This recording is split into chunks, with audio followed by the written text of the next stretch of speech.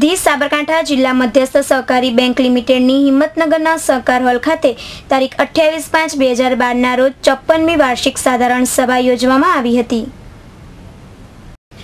સાબરકાંઠા જિલ્લા મધ્યસ્થ સહકારી બેંકની હિંમતનગરના સહકાર હોલ ખાતે યોજાયેલી 54મી વાર્ષિક સાધારણ સભાને સંબોધતા ચેરમેન અમીચંદભાઈ પટેલે હૃદયના ખરા આત્મીય ભાવથી સૌ સભાસદોને આવકારી આનંદ અને ગૌરવની લાગણી અનુભવતા જણાવ્યું હતું કે સબળ નેતૃત્વ સાથે બેંક સતત વિકાસના નવા સોપાનો સર કરતી રહી છે।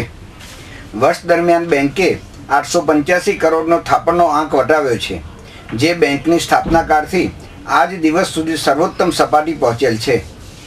બેંકના ધિરાણો વધીને ₹518 કરોડથી વધુ થયેલ છે। આ ઉપરાંત બેંકના સ્વકીય ભંડોળો ₹11.57 કરોડથી વધીને 55.65 કરોડ થયેલ છે અને બેંકનો કુલ બિઝનેસ ₹404.01 કરોડ સુધી પહોંચેલ છે। ચાલુ નાણાકીય વર્ષમાં KCC ધિરાણની 100% વસૂલાત આવી હોવાનું જણાવ્યું હતું।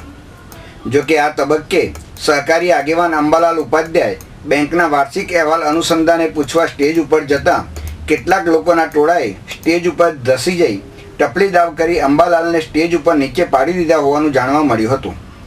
આ વાત વાયુ વેગે પ્રસરી જતાં જિલ્લાના સહકારી રાજકારણમાં ગરમાવો આવી ગયો હતો।